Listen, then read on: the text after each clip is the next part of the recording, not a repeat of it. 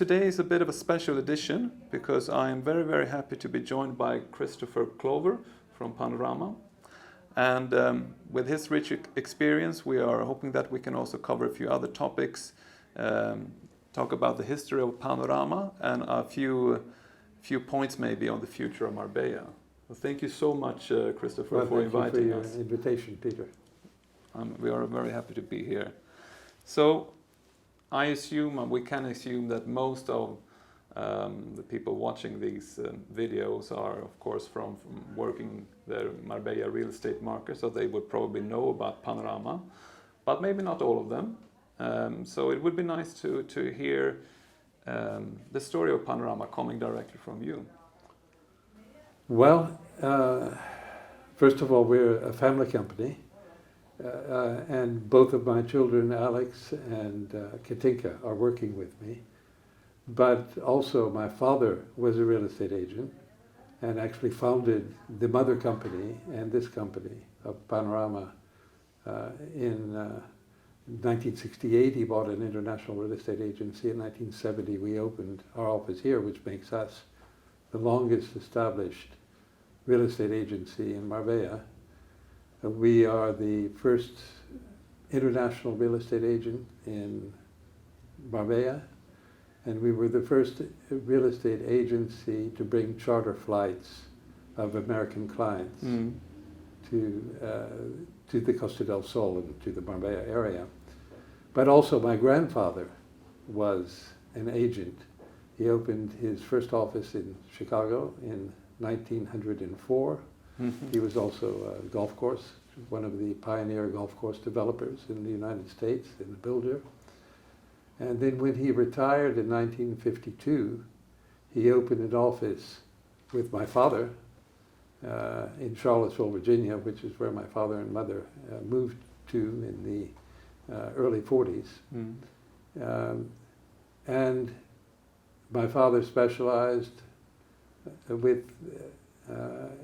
in Jeffersonian type estates and farms in a beautiful part of the United States, which has 4 strong seasons and the Blue Ridge Mountains in the background and lots of trees and vegetation and lakes and rivers, I was privileged to have been brought up in that city. In 1968, he bought an international real estate agency in addition to his local real estate agency, which was called Clover Realty, called Panorama, with a partner. And this agency was specialized in the sale of international properties to Americans at the time, mostly along the eastern coast of America were the clients.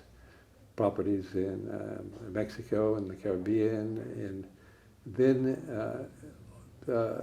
after my father bought the company with a partner for a couple of years, they opened an office in Mallorca. So we had an office in Mallorca in those early years. And in 1970, and in Mexico City, my brother, Bill, my late brother, opened an office in Mexico City.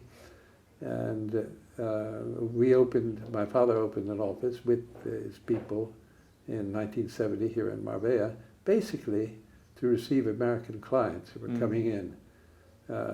At the time, we had planes full of clients who were in turn brought to us by advertising in the United States and networking through other agents on a co-broking basis. And our largest flight, I remember, we had 120 people with 80 buying units. That's buying units, let's say the man and the wife would count as one. No? And we made 60 sales. Oh, wow. In Nueva, Andalucia, in Bahia Dorada were our 2 principal points, and they were here for 4 or 5 days. I wasn't comfortable in that sort of operation. My wife, my first wife and I, Kirsten, the mother of Alex and Katinka, moved over in 1973 for a year to take over this, to look after this office. but then we ran into a recession in the States. In And the 70s.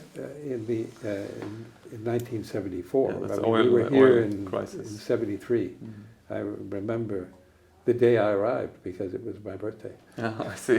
February the 16th. So the mother office faltered because of the recession and closed in late 1974. And we converted in that time to a local real estate agency, an international agency. And we were really, a lot of people were curious about us, but we managed to convert from an agency that was dependent on charter flights for clients to a viable local estate agency. 1974, through somebody we rented a property to, I was introduced to David Shamoun, who's the father, of course, of Danielle and Jenica Shamoun, who were the owners of the Panorama and Marbella Club. And David was my first administration client in 1974. And we had our first exclusive at that time, which was Las Lomas del Marbella Club, and selling plots. So thanks to David and a lot of new friends who gave us a lot of support, we sold a lot of properties to the Saudis and to Middle Easterners in the 70s. And we were very grateful for the reception that we got. And by the end of the 70s, we knew almost everyone who was here at the time. We grew in the 80s and 90s, and in about the turn of the century, both of my children joined us. And today we're a team of about 30 people between our two offices, opposite the Marbella Club and in Puente Romano next to Nobu. And we also operate a second agency called Puente Romano Real Estate, which is owned by the Puente Romano Hotel, Daniel Shamoun, in a joint venture with him, where we have access to all of the clients of the hotels and restaurants. And how lucky I am to be having worked over 50 years in our business here and watched the evolution of this incredible resort city. That's amazing. And in the 70s then, when it all started, where were they buying, the clients? Because at that time you had Americans actually flying in to invest. Absolutely. Locally here? Herded, controlled by us. We wouldn't let them out of our sight for the 4 days. You assisted them, serviced them. But the areas were more limited then, I guess, where they were buying than compared to maybe now. They were focused on Marbella or Nueva Andalucia. We focused on the areas where we had commercial relationships, which were basically 3 areas. Nueva Andalucia. I think I gave you a copy of our ad at the time. Bahia Dorada, which is west of Estepona, and the developers there. We were very successful in Bahia de Casares as well. And the studio hotel next to the Don Carlos Hotel. Yes. These were the 3 areas where we were concentrating on, and we were not involved in the resale market at that time.